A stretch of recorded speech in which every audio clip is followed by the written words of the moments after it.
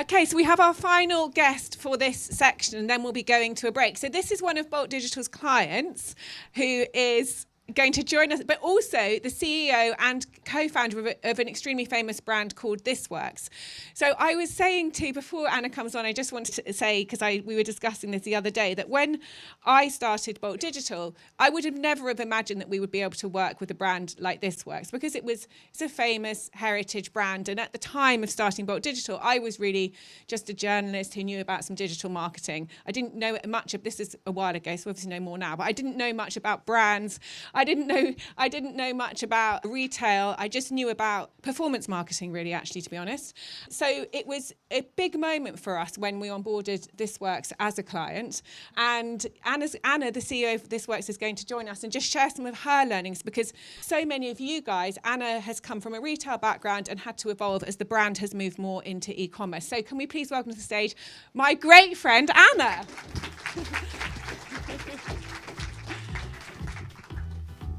This on? Yeah. Let me just move this on, it will come on. Oh, I'm going the wrong direction, sorry.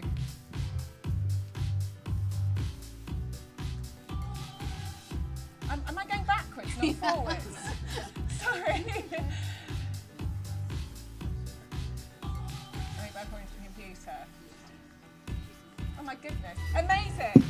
Okay, so let's kick off. Anna, tell us who you are and what do you do? Hi, everybody. Nice to be with you this afternoon. So first of all, thank you for inviting me today. And for me, this is a privilege to be here. As the CEO of This Works, I've been in the beauty industry for over 20 years. And my background is as a scientist and a marketeer in the early days. This Works, I'm not sure it's as famous as Tash said, so hopefully some of you have... Who in the room has heard of This Works? Right. Oh, so that can reduce me to tears. Because if I'd asked this question 10 years ago, probably one person would have raised their hand. And I've been at This Works for 13 years. It's been a long journey. So if you know of This Works, hopefully you'll know that our mission is to create really effective wellness and skincare solutions. And we pride ourselves on the efficacy of the products because of the name. You can't go around calling yourself This Works if they don't. And because of my science background, I take it really personally that the products do what they say on the tin. And our whole process of product development is all around rigor and science. And in particular, I'm absolutely obsessed with neuroscience and understanding that brain-body interface and how we can use cosmetics to affect our well-being, whether we're inhaling them, eating them, or applying them topically. So it's a wellness brand, really. And so let me just say about Tash and Bolt, if I may. Okay. So I saw Tash speaking on a stage about 4 years ago, almost to the month. And I remember being in the audience, and I was just been acquired by a cannabis business. We are owned by a Canadian cannabis CPG, which is an interesting journey. And I saw Tash presenting, and I thought, oh my goodness, that woman is amazing. She knows stuff I don't know. I really need to know it. And probably 2 years later, Tash and Steve came into the office and were really kind. They gave me their time, and I said, look, what do you guys do? You built this brand, you've built this business, Bolt, and I really need to understand because I'm old school. And I felt slightly uncomfortable about how fast everything was changing, and I didn't know it. I didn't understand it. In terms of e-commerce and the digital platforms? Especially in terms of the digital platforms and marketing. And so I saw Tash 2 years ago, and then we came, I'll let you ask me the questions, but I have to say that Tash has always been a brain that I've admired from a distance, first of all, and then now as one of her clients. It's a privilege. So it's really funny because when we were doing content behind this, I only found out half of this story literally a few days ago. I had no idea that this was the case, that Anna had even been at this event that she's talking about where she first saw us talking. So you were basically going through the transition that many brands go through in terms of old world to new world, and particularly the taking off and acceleration of e-commerce. How did that kind of leave you as the CEO, and what did you know you had to do differently? So we were originally a bricks brand, and our first retail was a shop in Chelsea. We knew our customer. They were a certain profile of consumer who lived on King's Road. And in the early days, I adopted e-commerce, not really understanding it particularly, but knowing enough to know that it was going to be an important part of the future. So we started to scale up in-house and build a team, and I'm grateful that my ecom director is here today.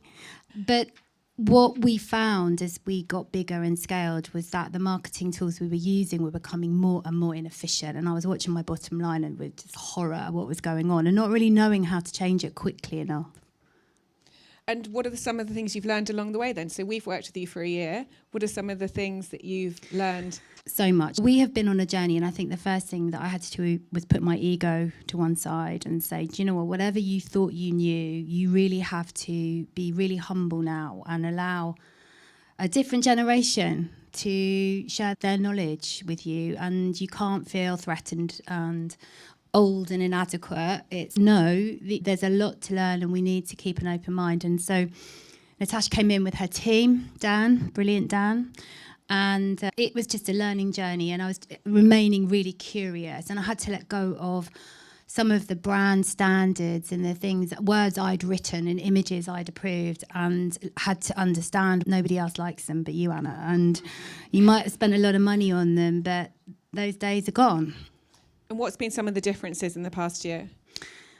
So really allowing you to educate us on our personas and how our consumers are interfacing with our content, and allowing through iterations, gradual iterations, to let go of some of the brand standards that we have been protecting so strongly for many years, and learning how a small change to a word or a font or something that's moving and wasn't moving in the past could completely change the outlook of the performance of the campaign. So as just as a soundbite, since we've ended our fiscal year in April, and one of the key objectives for our e-commerce channel was to reduce the CPAs, and we did by 40%, which was a huge improvement, and I have to thank Bolt for that. And obviously the team had to change, and some people had to leave.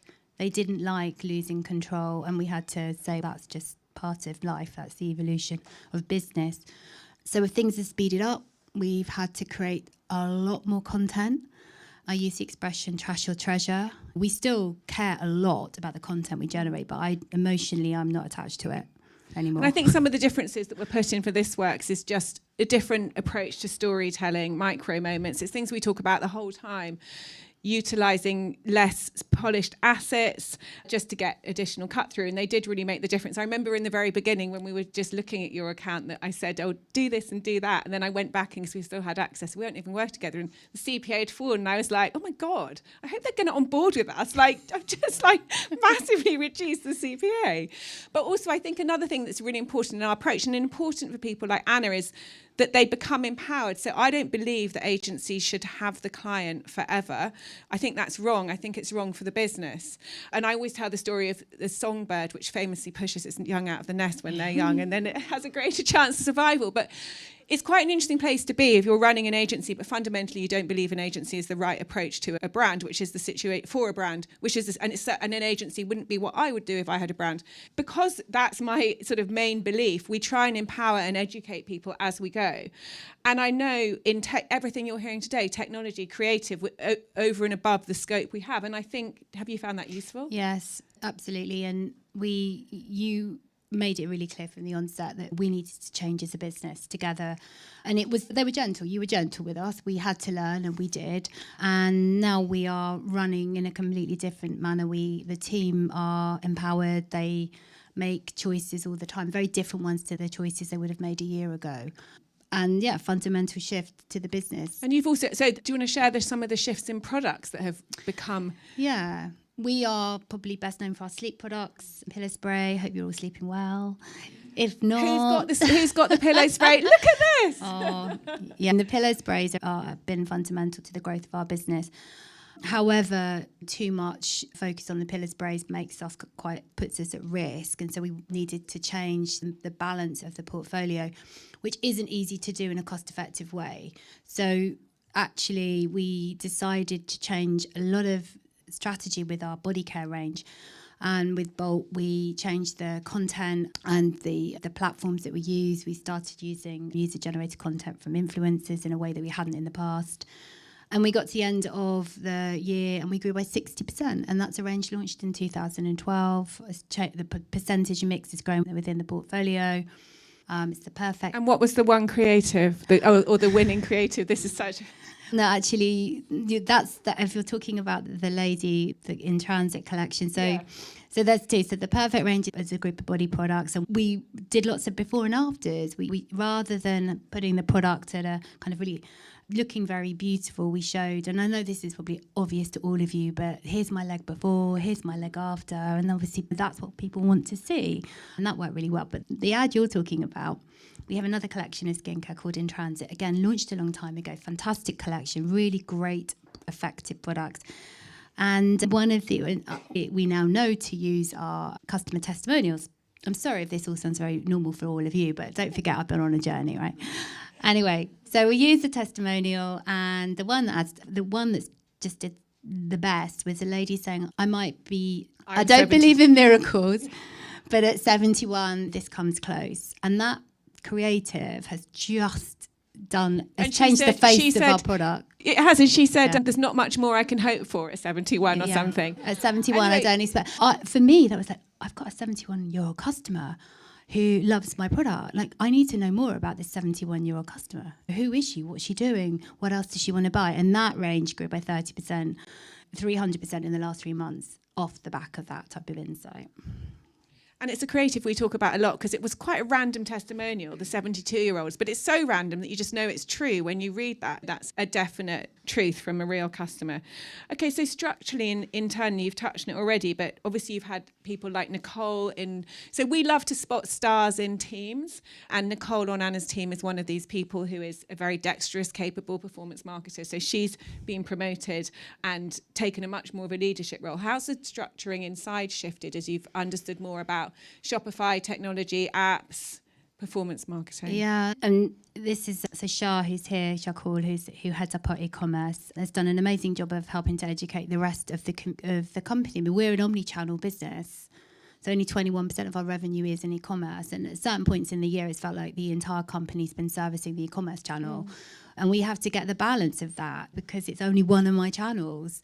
But then so much insight is coming from this channel, which affects the rest of the business. And what's really been a step change for us is all of the data and the insight that you all know in your e-commerce world that some of the other channels just don't know. And actually it's been opening that up as a silo and saying, share your knowledge. Please make sure that everyone understands. And that's why I'm here. And I've buried myself in growth marketing all year so that I could skill up. And your Katie earlier who spoke, I think she was really, for me, that's really inspiring, the AI conversations and you speaking on your channel. So all of this to say that Bolt opened the door. Shah's stack has changed fundamentally. And I think the whole business is just on a different trajectory this year as a result of that. And just can I add before Anna wraps up that Anna is, as a CEO, when businesses are going through change like that, I don't think it's great to just leave it to the team and not be involved. Anna shows up every single week on weekly calls to learn, understand, ask questions. That's quite unusual from a CEO, to have a CEO showing up every week on an agency weekly call. And you have done that. And I think that is testament to you that you've dived in and committed to that learning and gone through it at the same time as your team have. No, thank you. And I think I had to, because there wasn't I couldn't judge whether it was right or wrong if I hadn't heard myself. And I think if you're going to hold people to account, you've got to be informed enough to do, otherwise you don't have the right. Just to say also that my son joins the Biz Kids on a Monday. Son does go to Biz Kids. He's so he goes clever. to Biz Kids, and I just, you've become a thing in my whole family now. So thank you for that. Thank you, Anna. Right, we have another quick break, 15 minutes. Can we all say a massive thank you to Anna? And you need to go and see all the fans of the sleep spray. Thank you.